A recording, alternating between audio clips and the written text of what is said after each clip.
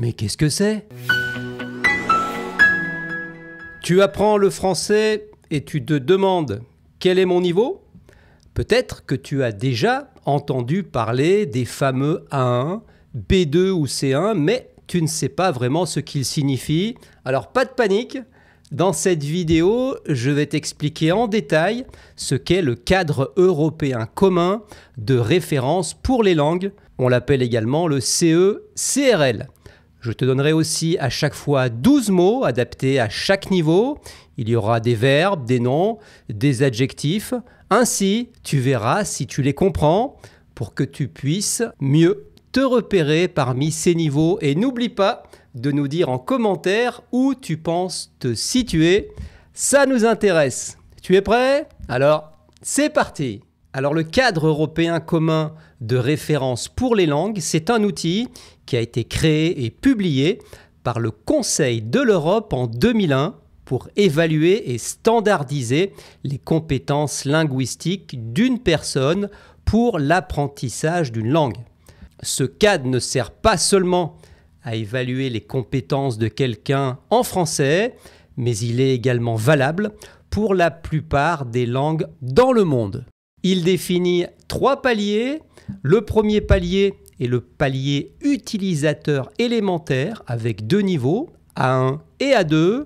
Ensuite vient le palier utilisateur indépendant avec les niveaux B1 et B2.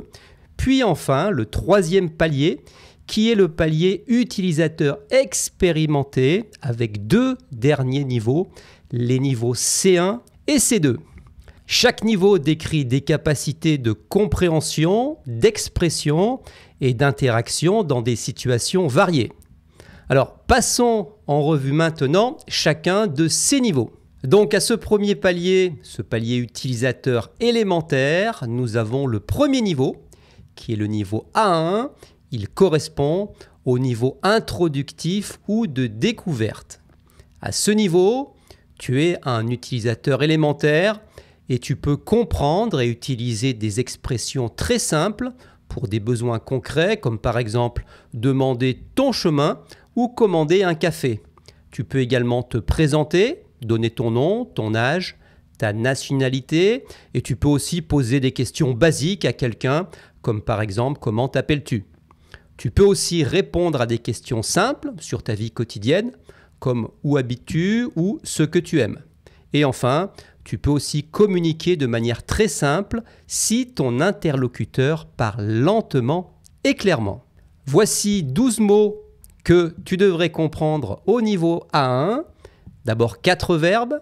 Je mange, tu parles, il aime, nous habitons. 4 noms.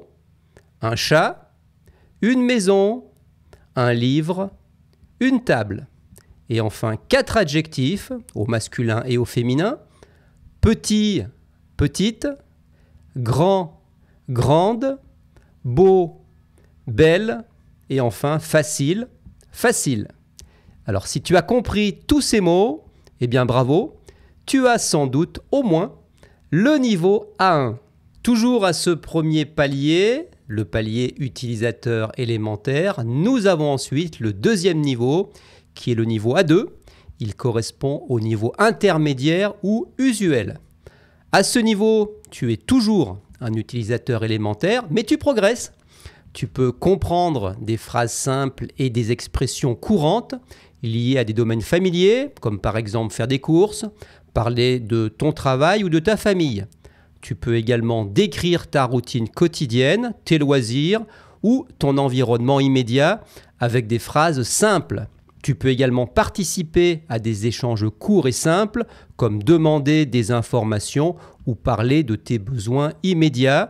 Tu peux aussi exprimer des préférences ou des opinions très basiques, comme par exemple si tu aimes ou pas le cinéma. Alors voici 12 autres mots que tu dois comprendre si tu as au moins ce niveau A2. 4 verbes. Je choisis, tu comprends, il travaille, vous écrivez. 4 noms, un enfant, la nourriture, une ville, un ami. Et enfin, 4 adjectifs au masculin et au féminin. Content, contente. Rapide, rapide. Triste, triste. Et enfin, mauvais, mauvaise. Alors, si tu as compris tous ces mots, bravo, tu as sans doute au moins le niveau A2. On fait une petite pause. Si la vidéo te plaît et si tu apprends des choses, peux-tu, s'il te plaît, nous donner un pouce? C'est important pour la chaîne. Et abonne-toi également à WeTeach si ce n'est pas déjà fait et pense à activer la cloche. Ainsi, tu seras averti à chaque fois que nous mettrons en ligne une nouvelle vidéo pour apprendre le français. Ah, j'y pense. N'hésite pas à te rendre sur notre site weteach.com et abonne-toi également à la newsletter. Sur ce site, tu retrouveras toutes nos vidéos avec des articles et tu découvriras également un ensemble de e-books interactifs pour te permettre de faire des progrès en français. Allez, on continue. Ensuite vient le deuxième palier, le palier utilisateur indépendant. Nous avons le premier niveau qui est le niveau B1. Il correspond au niveau seuil. À ce niveau, tu es un utilisateur indépendant. Tu peux donc comprendre des points essentiels d'une conversation ou d'un texte simple, surtout s'il s'agit de sujets familiers comme le travail, les études ou les loisirs. Tu peux également te débrouiller dans la plupart des situations rencontrées en voyage dans un pays francophone. Tu peux raconter des événements passés, décrire des expériences ou parler de tes projets futurs. Et enfin, tu peux donner ton opinion sur des sujets simples et expliquer brièvement tes idées ou tes choix. Alors voici 12 autres mots que tu dois comprendre si tu as atteint ce niveau B1. 4 verbes. Je réfléchis, tu crois, elle explique, vous proposez. 4 noms. Un paysage, un appareil, un voyage et la santé. Et enfin, 4 adjectifs, toujours au masculin et au féminin. Égoïste, égoïste.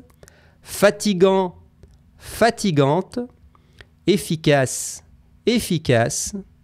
Et enfin, utile, utile. Alors, si tu as compris tous ces mots, bravo, tu as sans doute atteint au moins le niveau B1.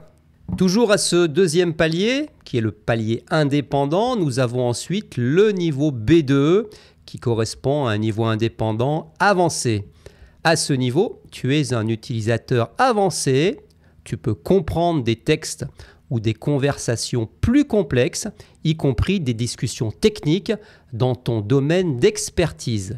Tu peux également participer à des discussions spontanées avec des locuteurs natifs sans trop de difficultés.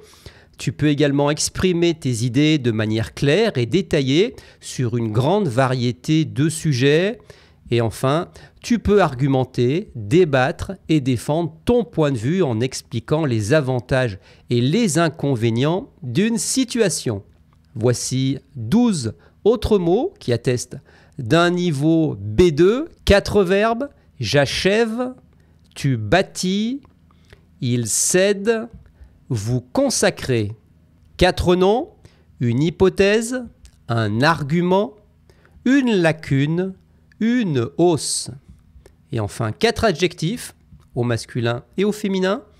Abordable, abordable, banal, banal, brillant, brillante, et enfin déroutant, déroutante.